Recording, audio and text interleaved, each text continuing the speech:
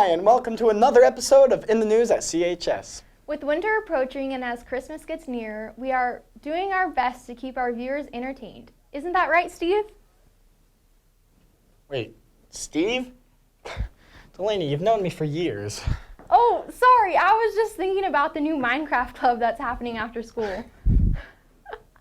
Aha, that makes much more sense now. For more information, we had a field reporter talk to Mr. Chigoyan and a student.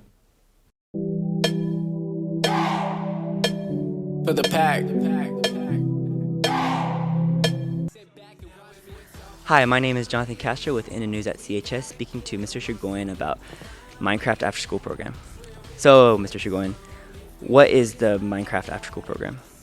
It's essentially just another class offering for our after school program that allows kids to come in and play in a virtual environment, 3D environment. It's not a club, it's a class. They get to come in, they can work individually or they can work in teams. I think part of the benefit of them doing this is that they're working within technology, right? They could make it really simple. They could just build a house, or they could gather with other people and they could build a huge structure, maybe a castle or whatever. Yeah. And when did the idea for this class begin?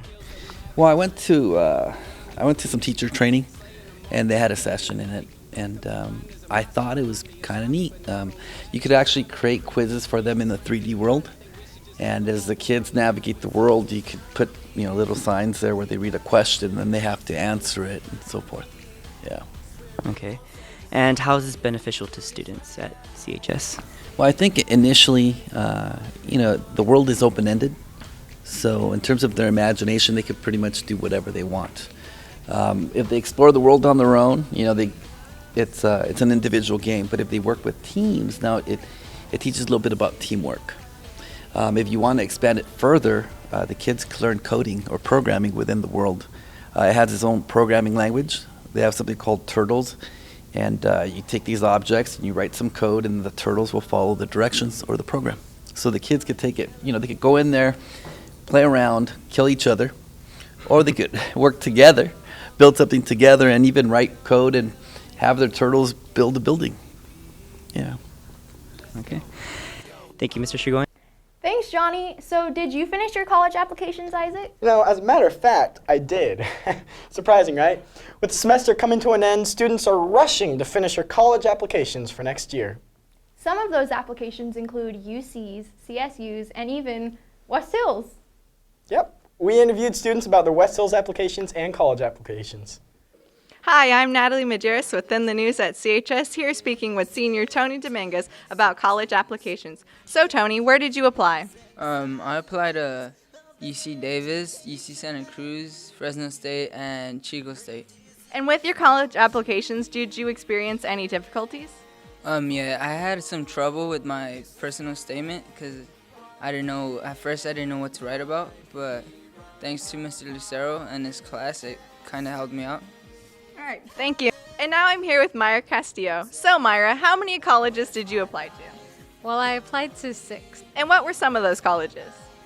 I applied to CSU Fresno, CSU Bakersfield, UCLA, and UC Irvine. And what were some difficulties that you had when applying? I would say the hardest part is the personal statement. And did you receive any help with that? Yeah, actually, Mr. Lucero sent out our personal statements to be analyzed by people who knew about them. And so I got some good feedback from that. And I also went to the CSU and the UC workshops. And which one did you receive more help at, the UC or the CSU? I think the UC personal statement workshop was the most beneficial because I got real confirmation or real help on my personal statement, and I knew that it was good and ready to be sent in. All right, thank you, Myra. Hello, my name is Gina and welcome to In the News at CHS. I'm here talking to Miss Young about the book fair. So, Miss Young, when does the book fair end? The book fair ends Friday, December 11th, shortly after lunch, so we can pack the fair up and they can move it on to another school. So, when is the book fair open for students? The book fair is open Monday through Friday from 7:30 to 4:30 all day long. What are some genres that you guys offer here at the book fair? offer some nonfiction, some fiction books. Mrs. Wheaton, would you like to help me out on that one? Sure. We have some graphic novels, we have some history, we have some military books, we even have a few picture books for little brothers and sisters. Any new release that you think might attract any students? Sure, we've got all the Maze Runner books. We have a new book by Rick Riordan, and we have book 4 of the Lunar Chronicles, which is the book, Cinder is the first book with that. And for those maybe little brothers or sisters, or those who still like it, we have the newest Diary of a Wimpy Kid also. Do you think this book fair is affordable for all the students? I think so. We have a variety of books. Some are bargain books for as little as $1.99, and then we have little supplies and things like pencils and erasers and bookmarks, which are as cheap as 50 cents. So there's a variety of prices and items that I think there's a little something for everyone. So this is the question that I would really like to ask for all those lovers out there that like romantic. Do you have any Nicholas Sparks books on sale?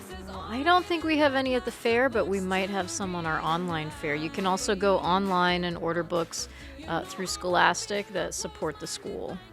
So I'd say check online.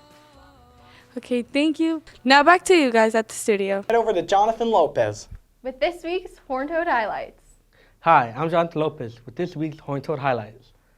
Horn Toad Highlights will be back after these messages.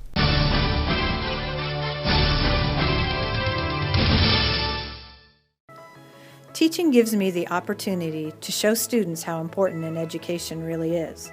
With an education, doors open, and opportunities that might not have happened become available.